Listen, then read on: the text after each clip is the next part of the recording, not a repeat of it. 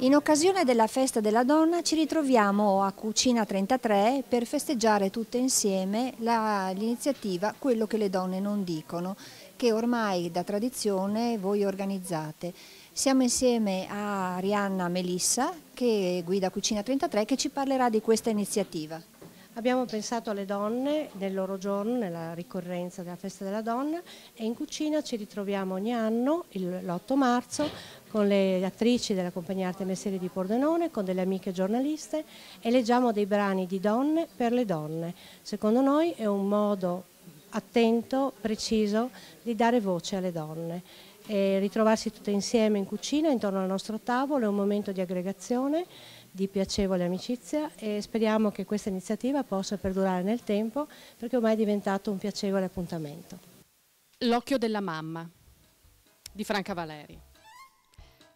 Ma vieni avanti, tesoro, vieni avanti senza paura. Vuoi sapere tutto, vero? Dunque, la figliola è molto piaciuta a papà e a me, e dato che hai fatto una scelta così felice, mi domando perché avessi tanta paura di presentarcela. Tu sai che non mi sarebbe affatto piaciuto che tu sposassi una donna molto bella, perché tanto raramente la bellezza si accoppia all'onestà, e vista la figliola, sono certa di saperti avviato verso una vita serena. Il visetto è simpatico, chiaro, e anche quel leggero strabismo le conferisce una classe decisamente gradevole, anche se in un primo momento mi disorientava un po' non capire se guardasse me o qualcun altro. Ma sei sicuro, tesoro, che il suo babbo sia ingegnere, come mi hai detto? Dovrebbe essere in questo caso gente che sta bene, di una certa agiatezza, che non guasta mai. Eppure la figliola delle manine così rosse e callose, come di un'artigiana. O semmai torna su onore, però sai, tesoro, quando si entra un po' nell'intimità di una donna, certi particolari di pelle contano e sono spesso causa di disgusti fatali. Il resto sono quisquiglie, anche se vestita con poco gusto. Ma che tenerezza! Quel golfino, fiorellini, tirolese, vero?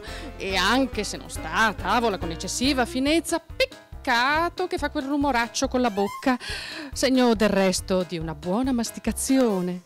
Ma sono tutte cose che si possono anche sempre correggere. Col tempo, si capisce. Avrei scritto 2 righe alla madre per ringraziarla dei suoi modesti fiori. Sì, modesti, bellini, però garofani. È un fiore che non mi dice nulla. Ma non vorrei metterla in imbarazzo con l'obbligo di rispondermi. Non mi pare, almeno dalla conversazione della ragazza, che sia gente che ha molta dimestichezza con la penna.